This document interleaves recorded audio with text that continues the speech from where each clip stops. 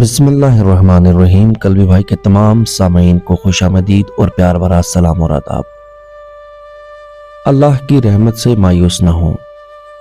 سامان سے لدا ہوا ایک بحری جہاز محو سفر تھا کہ تیز ہواؤں کی وجہ سے وہ الٹنے لگا۔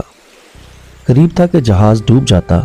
اس میں موجود تاجروں نے کہا کہ بوجھ ہلکا کرنے کے لیے کچھ سامان سمندر برد کرتے ہیں، یعنی سمندر میں پھینک دیتے ہیں۔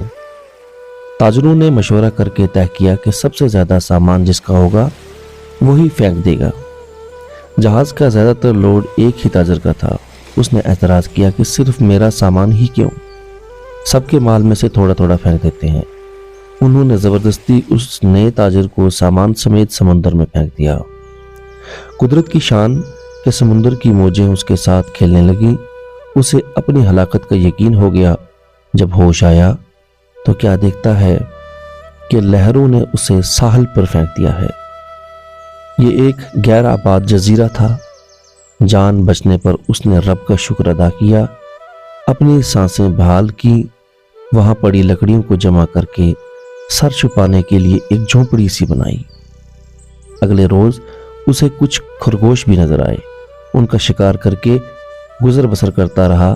ایک دن ایسا ہوا کہ وہ کھانا پکا رہا تھا کہ اس کی جھونپڑی کو آگ لگ گئی۔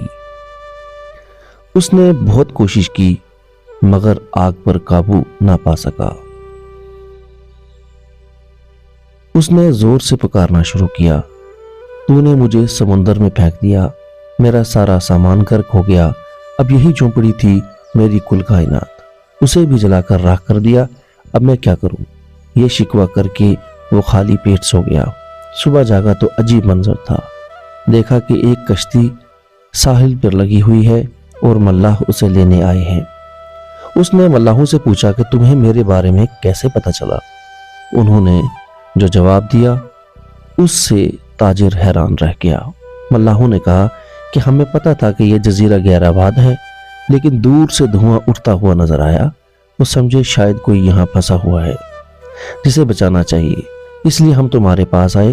پھر تاجر نے اپنا پورا قصہ سنایا تو ملاحوں نے یہ کہہ کے اسے مزید حیران کر دیا کہ جس جہاز سے تمہیں سمندر میں پھینکا گیا وہ آگے جا کر غرق ہو گیا۔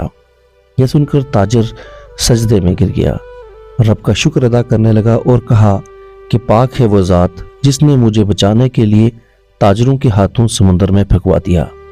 اپنے بندوں کے بارے میں وہی زیادہ جاننے والا ہے۔ حالات جتنے بھی سخت ہو جائیں، اللہ کی رحمت سے مایوس نہ ہوں، ہر حال میں اپنے رب پہ بھروسہ رکھیے۔ مزید ایسی ویڈیوز کو دیکھنے اور سننے کے لیے ہمارے فیس بک اور یوٹیوب چینل کو سبسکرائب کر دیں۔ ہمیں دیجیے اجازت، نیکسٹ ویڈیو پھر ملیں گے۔ اللہ حافظ، اللہ نگہبان۔